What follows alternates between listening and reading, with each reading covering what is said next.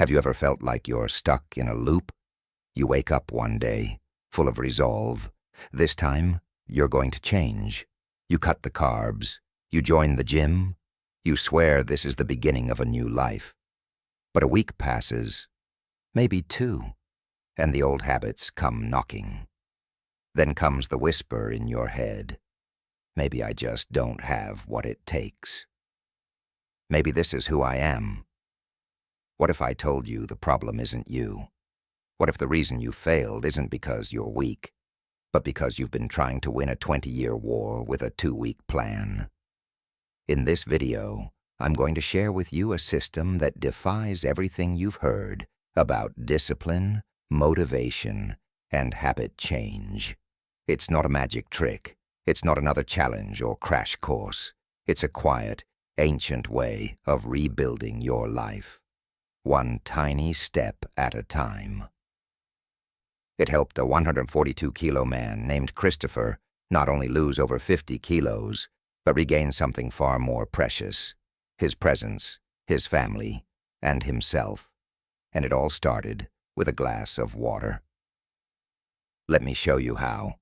It usually starts with a burst of determination.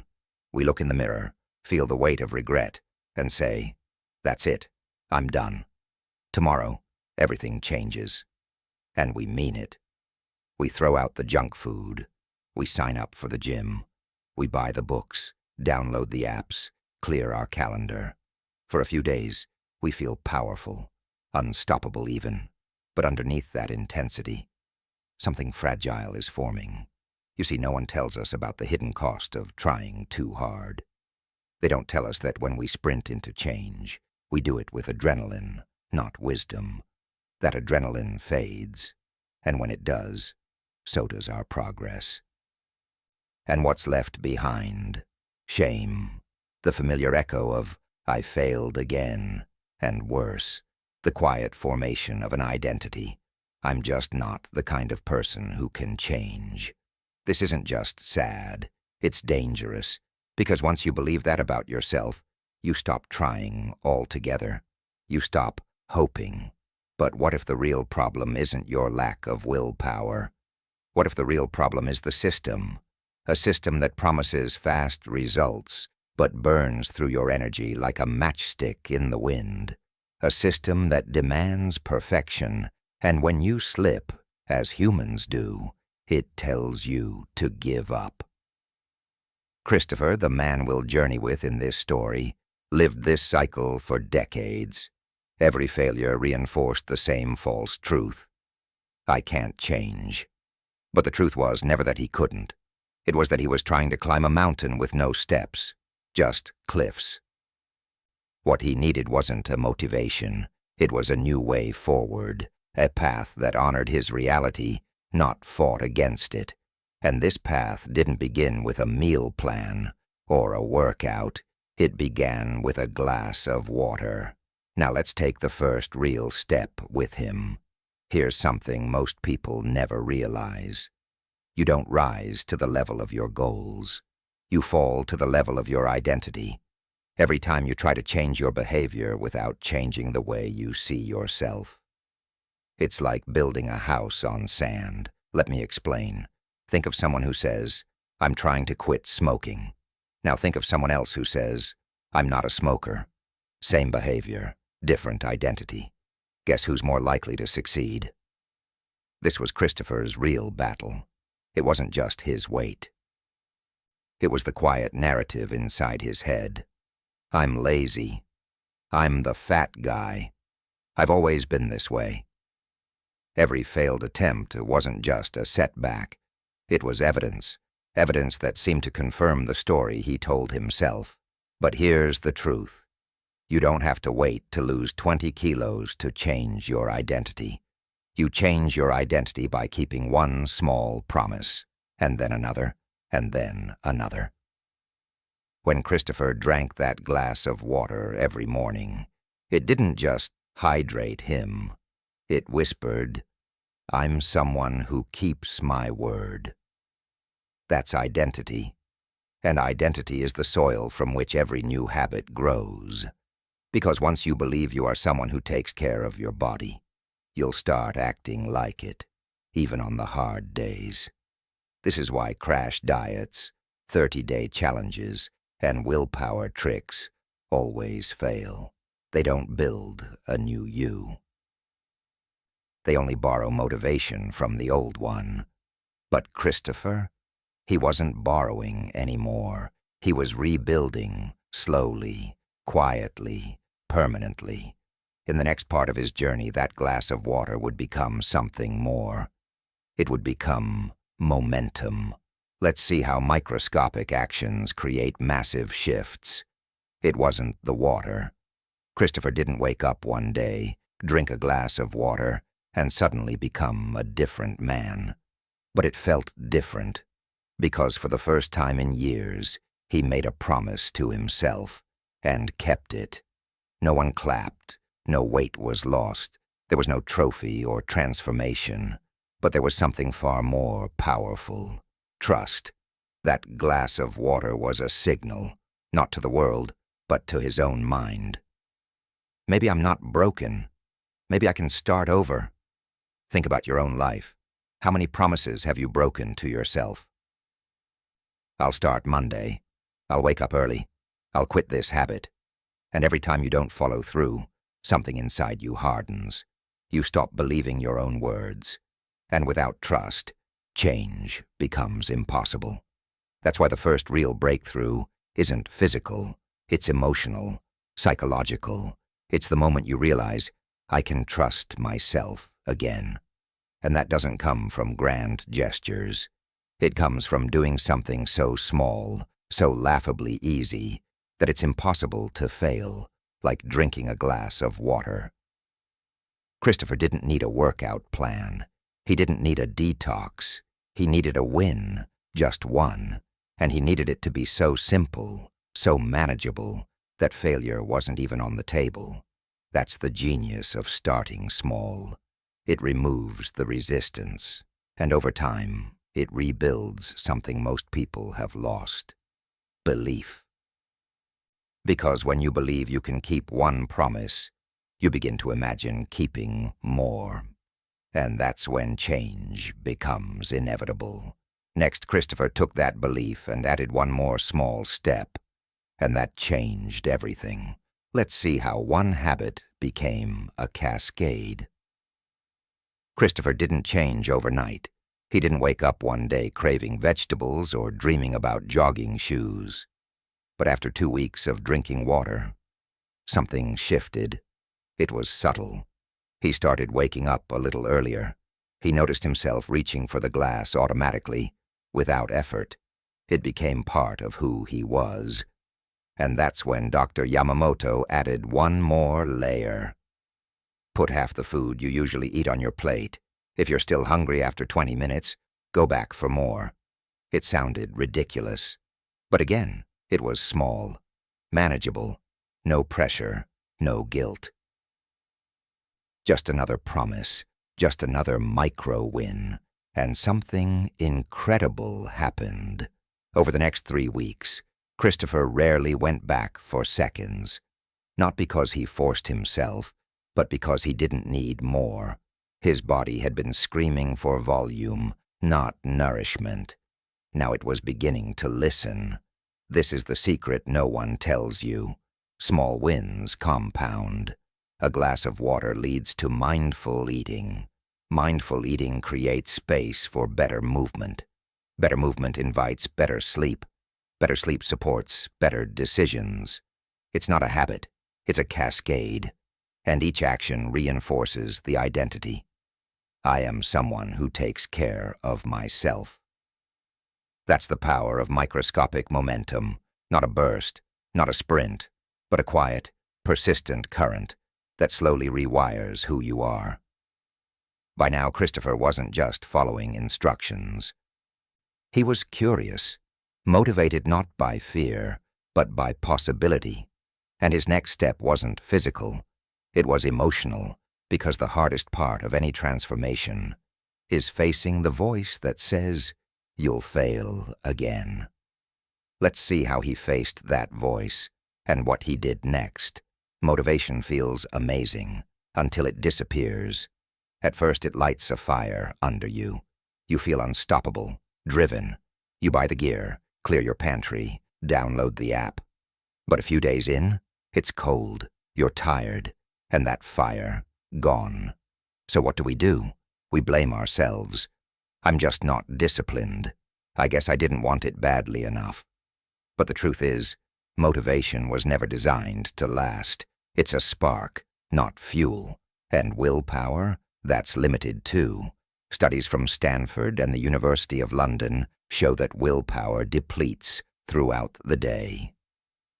Like a battery draining with every decision, every moment of stress, every temptation resisted. That's why the grind harder mindset fails most people. You're not weak, you're just human. And humans weren't built to change under pressure. They were built to adapt through rhythm, repetition, and identity. This is what made Christopher different the fourth time around. He didn't rely on motivation. He built systems. Systems so small, they bypassed resistance. Drinking water didn't require willpower. Putting half a plate didn't rely on inspiration. Walking to the mailbox didn't need a motivational playlist. They were too small to fail. And when things got hard, as they always do, he didn't have to push through. He just kept his system. He didn't need to feel like it. He didn't need to believe in it. He just needed to do the next small thing. That's how you win, by removing friction, by lowering the bar, by showing up, even when you don't want to, because consistency isn't about doing it perfectly. It's about doing it especially when you don't feel like it. Next, Christopher would learn how to embrace those messy, imperfect days and discover why broken moments don't break the journey unless you let them. Let's talk about imperfection. Thanksgiving came, and with it, a full table, overflowing plates, the warm chaos of family. Christopher tried to stay disciplined, half a plate, wait 20 minutes, but then came the pressure. Is that all you're eating? Come on, it's a holiday. One bite became two. Two became a plate, then seconds, then pie. That night, he looked in the mirror, and the old voice returned. See? You can't do this. You messed it up again.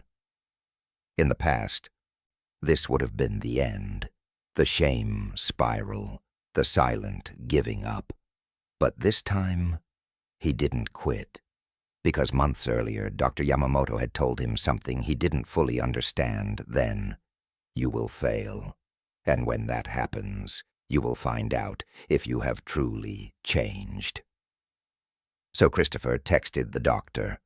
I ruined everything. Dr. Yamamoto replied in 2 minutes. Come see me. That afternoon there was no lecture, no guilt. Just this. Christopher, did you drink water this morning? Yes. Did you walk? Yes. Then you didn't fail. You stumbled. There's a massive difference between falling and stumbling. Falling is giving up, stopping, quitting. Stumbling is human, expected, natural. And then the doctor said something that changed everything. Perfection rejects reality. But consistency accepts imperfection. He introduced a new philosophy, Wabi-sabi, the beauty in imperfection, impermanence and incompleteness. Christopher realized one bad meal didn't erase 50 good ones. One off day didn't define the whole month. His worth wasn't measured in flawless execution. This is the moment real transformation begins, not when you're perfect, but when you're forgiving. Because change isn't about never messing up. It's about always coming back. And the act of coming back, again and again, even when it's hard, that's not weakness. That's Gambaru, perseverance. Let's see how Christopher turned that quiet grit into his greatest strength. 6 months had passed. Christopher had lost weight, sure, but something more important was happening. Something you couldn't see on a scale. It showed up in his daughter's eyes. One morning, as he put on his shoes for the daily walk, she asked, "Can I come with you?" They walked to the mailbox, just like he always did. She held his hand, talked about school, her best friend, her little dreams. They did it again the next day, and the next. Soon, it wasn't just a walk. It was a ritual, a connection. His son noticed, too, started waking up early, not because anyone told him to, but because he saw his father do it, every single day. Christopher's transformation had become permission. You see, change is not contagious, but it is permissive. When one person shows what's possible, others begin to believe it's possible for them, too. This is how legacy is built, not through speeches, not through achievements, but through quiet consistency. One walk, one glass of water, one moment of presence, repeated. His wife began to feel it too. She suggested evening walks. They talked, really talked, for the first time in years. Not just about bills or groceries, but about life, dreams, the future. And in those quiet walks, she saw not just a thinner man, but the man she fell in love with. That's what Christopher gave his family. Not a better body, a better presence. And the legacy he was building? It wasn't about health. It was about identity. Because his children wouldn't remember their dad as the guy who lost weight. They'd remember him as the man who kept going, who showed up, who stayed. And that identity, consistent, gentle, human, was the greatest gift he could ever give. Let's take a final step together and see how it all comes full circle. You've come this far. You've listened to Christopher's story. You've seen the transformation, not just in his body, but in his relationships, his confidence, his life. And maybe, like him, you've tried before and failed, maybe more than once. That's okay. You're not broken. You're just tired of systems that never worked for people like you. But now, you've seen something different. Not a challenge, not a hack, not a 21-day miracle, a philosophy built on 5 timeless principles. Ikigai, finding your reason to wake up each day. Kaizen, improving just 1% daily. Harahachi Bu, stopping when you're 80% full. Wabi-sabi, embracing your flaws and humanity. Gambaru, enduring, even when it's hard. You don't need to master them all today. You just need to choose one thing, one action so small, you'd feel silly not doing it. A glass of water, a 5-minute walk, one deep breath before lunch. One kind word to your spouse, one page from that book you've been meaning to read, and do it every day for 14 days. That's it. Don't try to change your whole life. Just keep one promise, because if you can keep one, you can build 10. And if you can build 10, you can become someone entirely new, not in a month, not with motivation, but with quiet, steady, human momentum.